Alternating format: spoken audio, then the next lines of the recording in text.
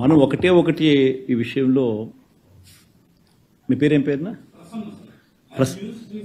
ప్రసన్న అదిగా ప్రసన్న ఒకటి మనం గుర్తుపెట్టుకోవాల్సింది ఏంటంటే ప్రసన్న మనం డెమోక్రసీలో ఉన్నాం.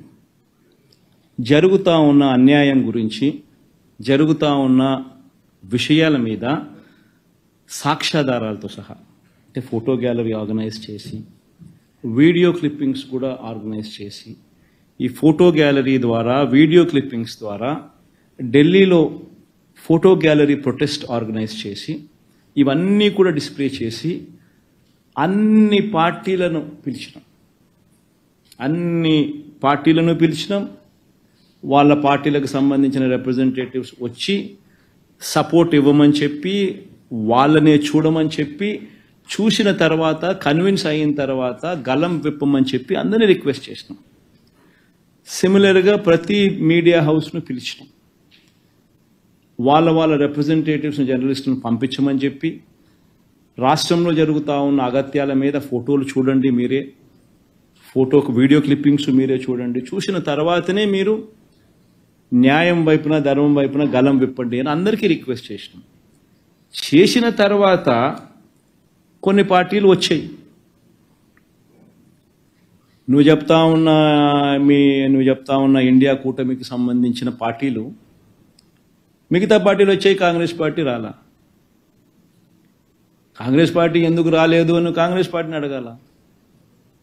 చంద్రబాబు నాయుడుకు వాళ్ళకు ఉన్న సంబంధాలు ఏమిటి అని కాంగ్రెస్ పార్టీని అడగాల.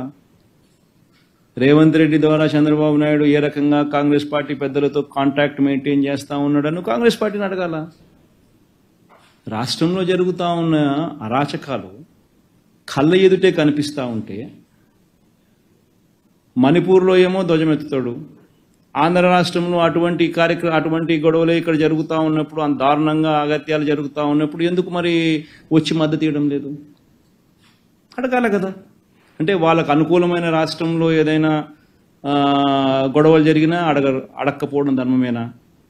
వాళ్ళకు వ్యతిరేకంగా ఉన్న రాష్ట్రాల్లో మాత్రమే గొడవలు జరిగితే అక్కడ మాత్రమే ప్రశ్నించడం న్యాయమేనా?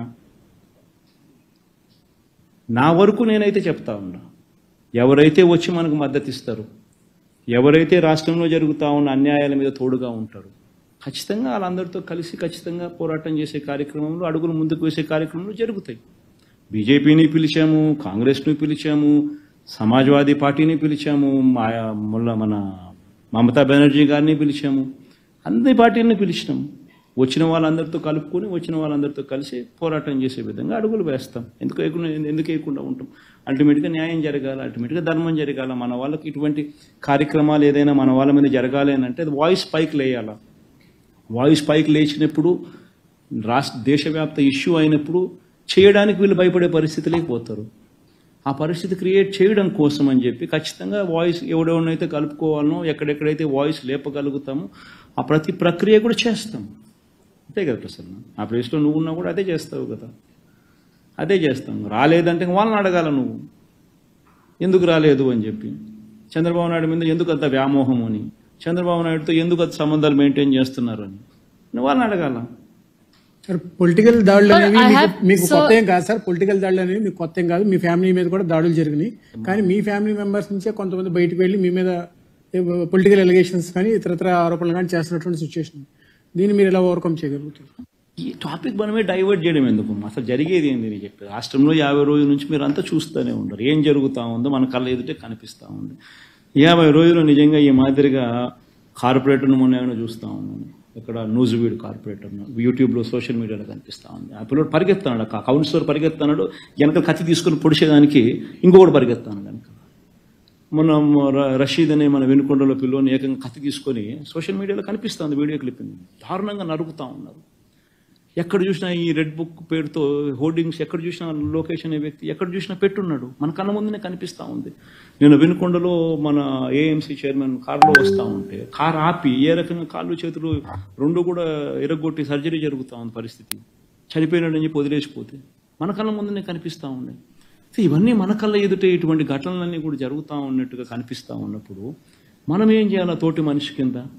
ఈ పొద్దు ఈ మనిషికి జరుగుతూ ఉంది, రేపు పొద్దున ఇలాగే దాన్ని వదిలేసినామనంటే లాలెస్నెస్ ఉండదు, లాలెస్నెస్ పెరిగిపోతా పోతుంది. లాలెస్నెస్ అనే దానికి హదుపు ఉండదు. ఎప్పుడైతే నువ్వు పోలీసులకు నువ్వు తప్పు చేస్తే శిక్షించాలి అని చెప్పి ఆదేశాలు ఇస్తే పోలీసులు నీ వైపున ఉంటారు.